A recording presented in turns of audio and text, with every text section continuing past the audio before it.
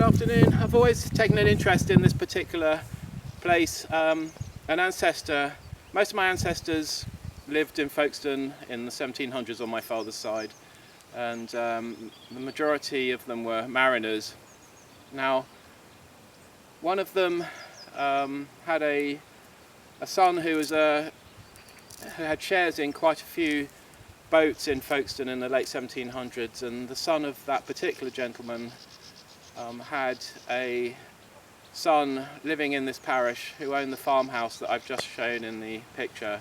Although the house is listed by English Heritage as 17th century cased in bricks, a typical Kentish hall house, the ancestor concerned that lived here was born in 1791 and died in 1866. Alright, sadly it's 2:14. Started with a bloody hindrance, which was this stick that I use for certain footages. I put a spacer on because the camera wouldn't clamp onto it, and of course some super glue, and I couldn't then release this gubbins from the camera, and I couldn't attach it to my chest, which meant that I had to break it, unfortunately, in order to get the camera on my chest, which I've got now. So an hour and 15 late, but at least might be able to get on now. The other thing is that the owner did say it had been detected in the past, but not for 20 years, so hopefully detectors will come on in 20 years, but only time will tell.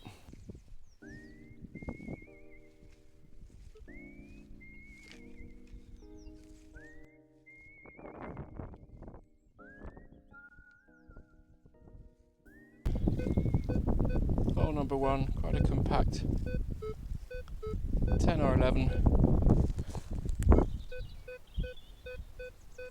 Shotty or button, that sort of thing. 60% on the depth stakes.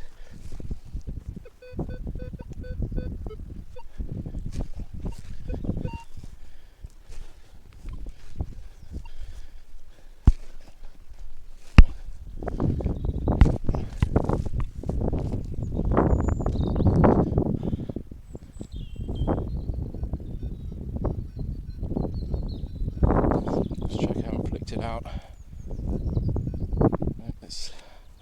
I'm off centre as usual.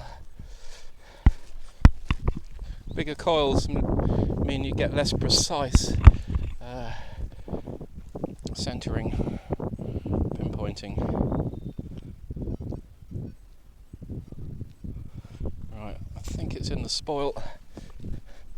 Might be wrong.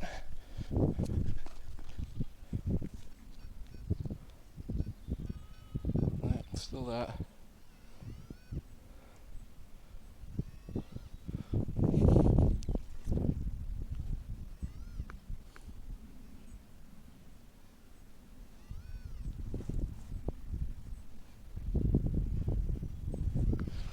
The right area. Maybe it's a piece of lead.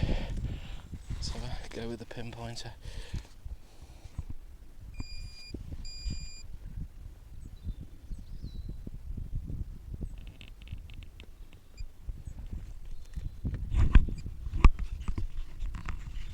Sorry, get my spade out of the way.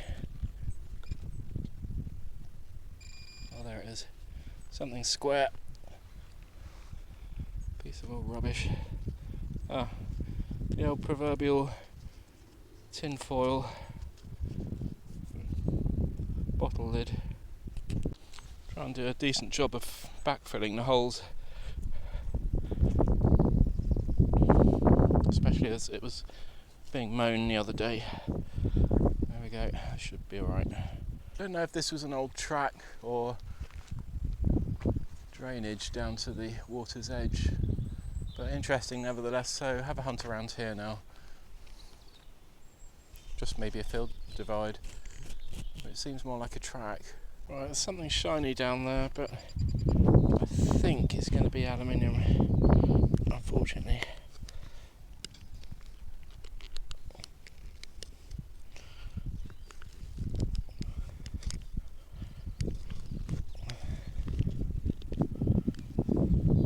High number though, 23.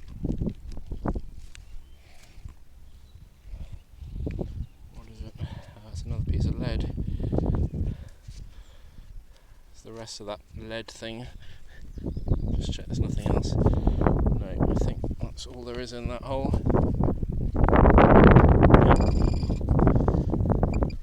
Lead on lead. Right, stop filming as you do because you keep finding lots of old bits of aluminium. But I've got a button here. It's better than bits of foil. So, nice Victorian button. It's got a design on it too. It's got a horse in the middle. Let's have a look. This would be about the era when my ancestor or descendant of branch of my family owned this. Not sure which fields he owned, but at that time, 1800s, could be 1700s. Let's have a look. In fact, I'll put you onto the other camera so we can make more sense of that. Alright, here's the button I've just found. For all intents and purposes, Victorian or looking or Georgian. I'll put a picture up at the end, hopefully make out what it says on there. That's a good find, finally. Right near to that other, same sort of signal as the button. Is that the other button? No, this time it's a coin. Oh, maybe it isn't. It's another button. It's a different style of button though. I think.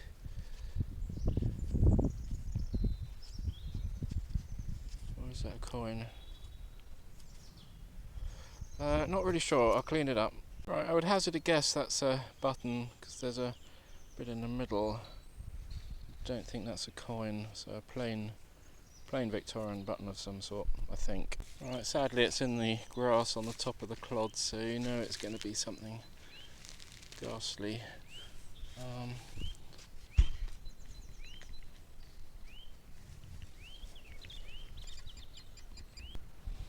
There's a screw, a loose screw. Right, this is a 15. It's down there. Another deep one. Had an iron, quite a lot of iron tone, maybe about 20%. It's something round. Damn, I've hit it, unfortunately. I think that's a token. It might just be a piece of lead. Right, whatever it is, there's nothing much to be seen anymore. Unless it was just plain, it's a plain piece of lead. But the fact that it's round makes me think, is there a rose on there or something? Fortunately, not really discernible. I think it had something on it once. There's another deep one, there you go. Full 9 inches, but it was a 10 on the scale, so not expecting miracles.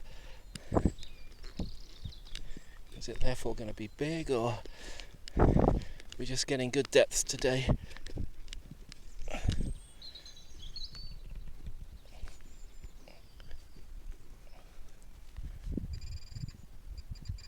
Oh, there it is. It's got an aluminium thing again. Another of those bits. This was a loud and clear 20. It sounds too large to be a coin though. Oh, no. I'm wrong. It's a coin.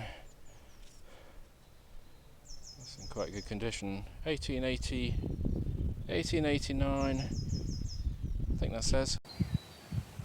Alright, so there we are. 1889. Victoria Vale Head, I assume.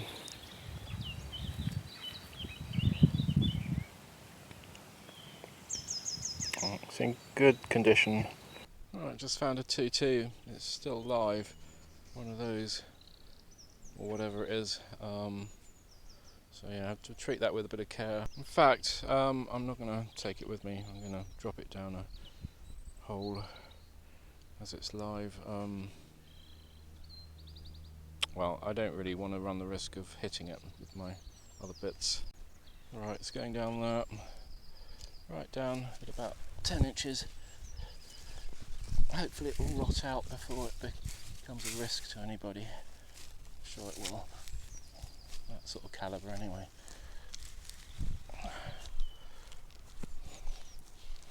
There we go.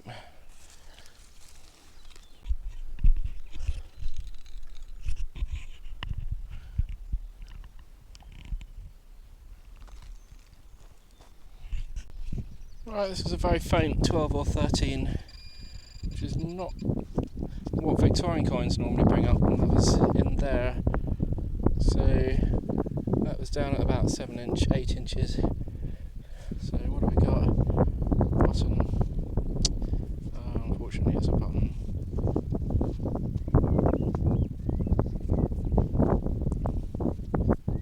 It's plain, isn't it? Yeah. So another late 1700s, early 1800s tomback button. Shank is squashed, you can see there.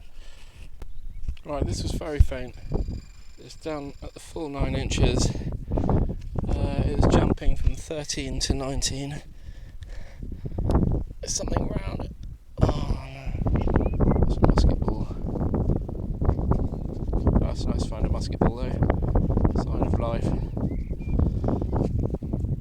There we go, brown bass, it's big. 19 or 20 in the slot here. I thought it was deeper in the hole, but I chucked it out. So here somewhere. Evidently something quite small.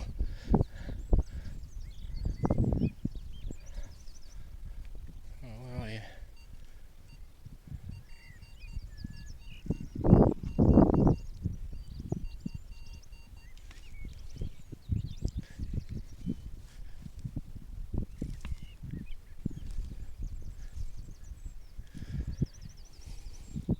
Oh dear, it's this piece of aluminium. I don't know, part of a bottle or something. Right, I thought this would be a bit of infrastructure or something down at that depth. That's a good 10 or 11 inches. And I'm quite near the house that my ancestor owned in the early 1800s.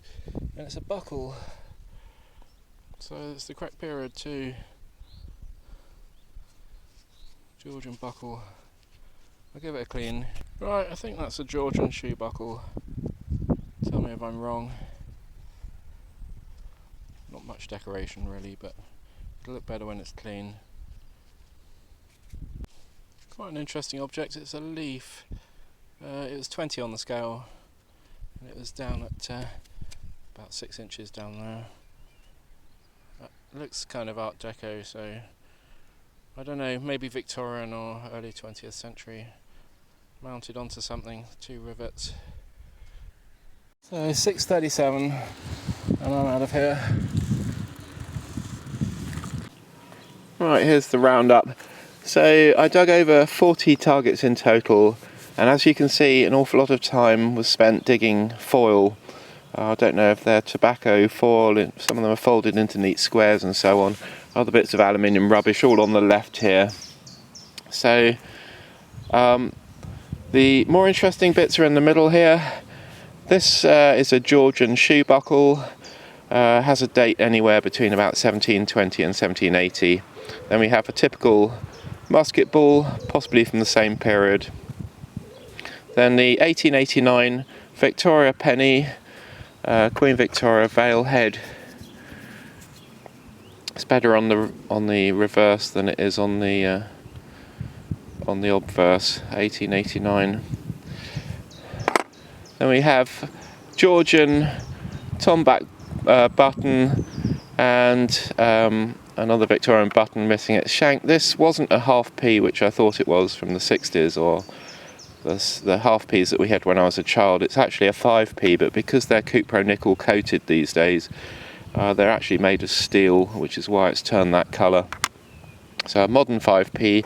The lead blob that I thought was a token, I don't actually believe there's anything on it. And it's not really circular enough to be a token, but it could be. Impossible to tell. There's nothing that I can see on it anyway. 2 large bits of lead, part of a handle or some such thing. And perhaps the most interesting thing was the button here.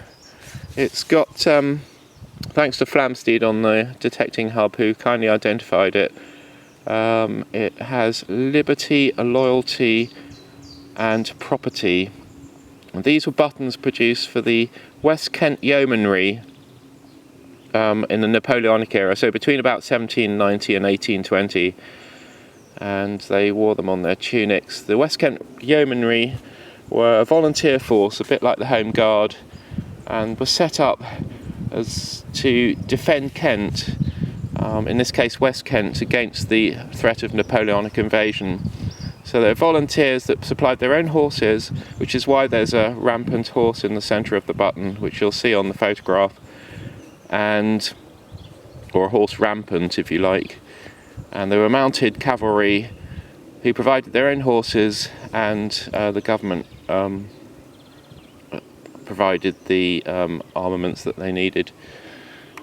And I think after the threat of invasion had lapsed, they met up about 12 days a year, and they also acted as policemen for the county, because of course we didn't have a police force at that time. So if there was any civil unrest, then these men would go out and sort it out. Right, so that's it, guys. Oh, there's one other thing here. This someone also on the hub has kindly identified that as a brooch. So we think that's sort of 1900-ish. A brooch that would go on the lapel of a coat or something. You can actually see, so it's not a mount, you can actually see a pin would have gone across there basically. Right, and a cartridge from a 2.2 size round or something. But anyway, I'll post the finds up for you in picture format now.